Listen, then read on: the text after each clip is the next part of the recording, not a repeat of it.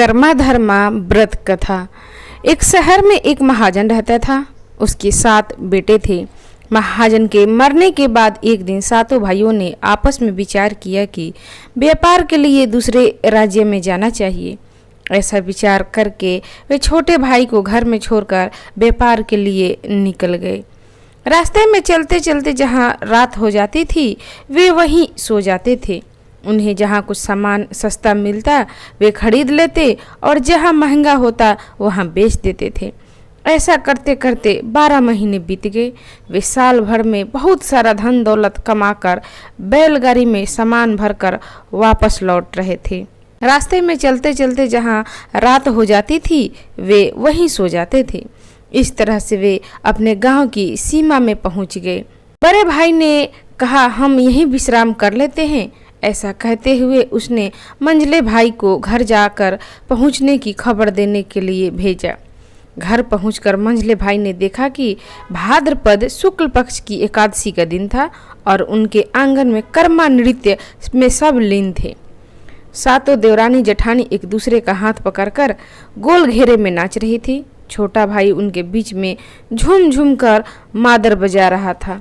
मंझला भाई भी कर्मा नृत्य देखकर मोहित होकर अपने कमरे से मादर निकालकर बजाने लगा। इधर बड़ा भाई मंझले भाई की राह देखते देखते थक कर संझले भाई से बोला, जाओ तुम घर जाकर देखो मंझला कहाँ रह गया। संझला भाई भी घर पहुंचकर कर्मा नृत्य में शामिल हो गया। बड़ा भाई भी जिससे भी घर भेजता वह कर्मा में लीन हो जाता। किसी को किसी की भी सुध बुध नहीं थी। इधर बड़ा भाई परेशान होकर सोचने लगा कि जिसे भी घर भेजता हूँ वह लौट कर वापस नहीं आता है, आखिर क्या बात है। तब उसने गाय बैल और सारा सामान वहीं छोड़कर कुल्हाड़ी पकड़ी और गुस्से में घर की ओर दौड़ा। घर पहुंचकर वह क्या देखता है कि सब कर्म देवता की सेवा में नाच गा रहे थे। यह उससे अच्छा नहीं लगा। उसने कुल्हाड़ी से करम डाल को काटकर 7 टुकड़े कर दिए। इस अप्रत्याशित घटना से क्षुब्ध होकर सब अपने अपने कमरे में घुस गए। तब बड़ा भाई बाहर रखे हुए सामान और गाय बैलों को लेने पहुंचा तो उनके स्थान पर उससे पत्थर पड़े हुए मिले।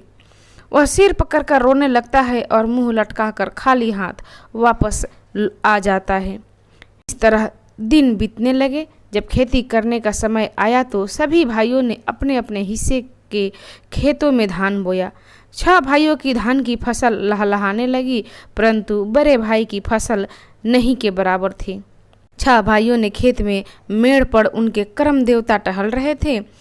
उन्हें देखकर बड़े भाई ने डांटते हुए कहा, तू कौन है और इस तरह हमारे खेतों की मेड़ पर क्यों टहल रहा है। कर्म देवता बोले, मैं तुम्हारे भाइयों का कर्म हूँ, भाग्य हूँ। तू मुझे कहाँ से पा सकेगा रे पापी, तूने तो अपने कर्म के 7 टुकड़े कर डाले। बड़ा भाई अपनी गलती का पश्चाताप करने लगा और कर्म देवता के चरणों में गिरकर क्षमा मांगने लगा। कर्म देवता को उस पर दया आ गई। वे बोले, तुम्हारा कर्म 7 समुंदर 16 धार के उस पार है। इतना कहकर वे अंतर्ध्यान हो गए। बड़ा भाई वहाँ से लौटकर घर अपने कर्म की तलाश में हाय कर्म करते हुए निकल गया। मंडली द्वारा कर्मा डार के चारों ओर घूमते हुए नृत्य एवं गायन गांव बिनकरा सरजुगा। चलते चलते रास्ते में एक महिला मिली। उस महिला के कुल्हे में एक बड़ा सा पीढ़ा चिपका हुआ था। उसने बड़ा भाई से पूछा, तुम कौन हो भाई और इस तरह हाय कर्म करते हुए कहाँ जा रहे हो। बड़ा भाई बोला, मैं एक दुखिया हूँ और अपने कर्म देवता के पास जा रहा हूँ। महिला बोली, भैया कर्म देवता से मेरे दुख को भी अवश्य बताना। हाँ कहकर बड़ा भाई आगे बढ़ गया। चलते चलते एक गांव में उसे एक और महिला मिली जिसके सिर पर घास उगी हुई थी। उस महिला ने भी बड़े भाई के विषय में जानकर हाथ जोड़ते हुए कहा कि भैया कर्म देवता से मेरे दुख को भी अवश्य बताना। जरूर बताऊंगा बहन, कहकर वो हाय कर्म करते हुए आगे बढ़ने लगा। चलते चलते वह एक नदी के किनारे पहुंचा। वहाँ एक बेर का पेड़ लाल लाल फलों से लदा हुआ था। उसे जोड़ों की प्यास भी लगी थी। उसने सोचा कि पहले जी भर के बेर खा लूं, फिर पानी पीकर प्यास बुझाऊंगा। जैसे ही वह बेर हाथ में लेता उनमें उसे कीड़े ही कीड़े नजर आते। वह बेरों को फेंक कर पानी पीने के लिए नदी में जाता। जैसे ही वह अंजलि में भरता तो वह पानी उसे लाल खून की तरह दिखाई देता। वह बिना पानी पिए हाय करम करते हुए आगे निकल जाता है। आगे चलते चलते उसे एक और नदी मिलती है। नदी के एक छोर पर एक गाय रंभा रही थी। गाय का बछड़ा नदी के दूसरे छोर पर था। उसने सोचा कि बछड़े को इस पार लाकर गाय का दूध पी लूं। वह बछड़े को नदी के इस पार ले आया तो गाय उस पार चली गई। वह गाय को इस पार लाया तो बछड़ा उस पार चला गया। उसने कई बार प्रयास किया परंतु वह सफल नहीं हो सका। इस प्रकार भूखे प्यासे तड़पते हुए हाय करम करते हुए आगे की तरफ धीरे धीरे बढ़ने लगा।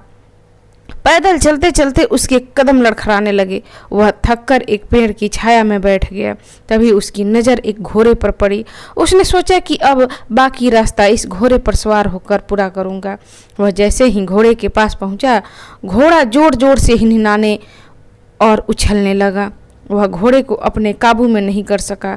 वह समझ चुका था कि उसके साथ जो भी हो रहा है वह करम देवता के अपमान के कारण हो रहा है। वहां गिरते पड़ते हाय करम करते हुए जैसे तैसे समुद्र के किनारे पहुंचा।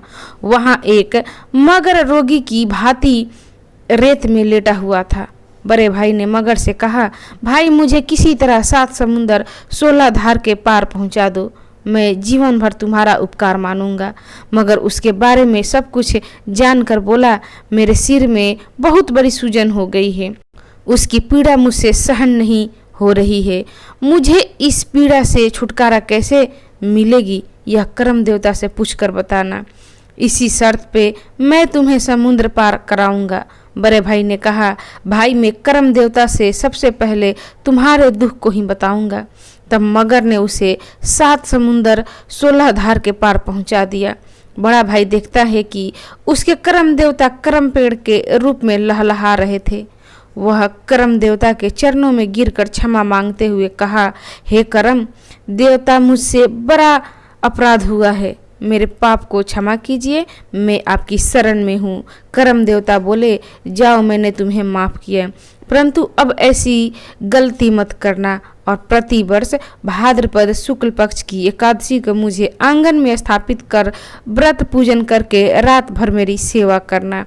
बड़ा भाई करम देवता के साथ हाथ जोड़कर कहता है, प्रभु आपने मुझे क्षमा करके मेरा उद्धार किया है, इसके लिए मैं सदैव आपका आभारी रहूँगा।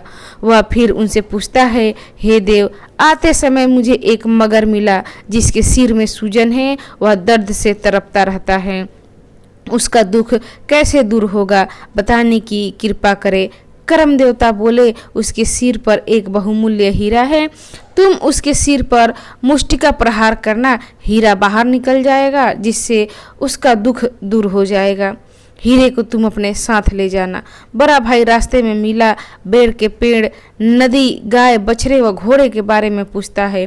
करम देवता मुस्कुराते हुए उत्तर देते हैं कि वे सब मेरे रुष्ट हो जाने के कारण तुम्हारे प्रतिकूल हो गए थे, अब वे सब तुम्हारे अनुकूल होंगे। बड़े भाई ने आगे कहा कि हे देव, मार्ग में मुझे 2 महिलाएं मिली थी, जिनमें एक के कुल्हे में बड़ा सा पीढ़ा चिपका हुआ है और दूसरी के सिर पर घास उगी हुई है। कृपया उनके कष्ट निवारण का मार्ग बताने की कृपा करे। करम देवता बोलते हैं, पहली महिला कभी किसी को सम्मान नहीं देती, घर परिवार में अपने से बड़ों को सामने भी सदा ऊंचे आसन पर बैठती है, तथा दूसरी महिला अपने सास ससुर जेठ एवं अन्य बड़े बुजुर्ग के सामने भी अपना सिर नहीं ढकती है। इसी कारण से उन्हें कष्ट भोगना पड़ रहा है। यदि वे दोनों अपने बुजुर्गों का आदर सम्मान करना स्वीकार करेगी तो तुम पीढ़े को लात मार देना और सिर को स्पर्श कर देना, उन दोनों के दुख दूर हो जाएंगे। बड़ा भाई करम देवता को सादर प्रणाम करके वापस लौटने लगा। समुद्र के किनारे मगर उसकी प्रतीक्षा में बैठा हुआ था। बड़े भाई को देखते हुए वह पूछता है, करम देवता ने मेरे दुख के विषय में क्या कहा? बड़े भाई ने कहा, पहले मुझे समुद्र के उस पार पहुंचाओ, फिर मैं बताऊंगा।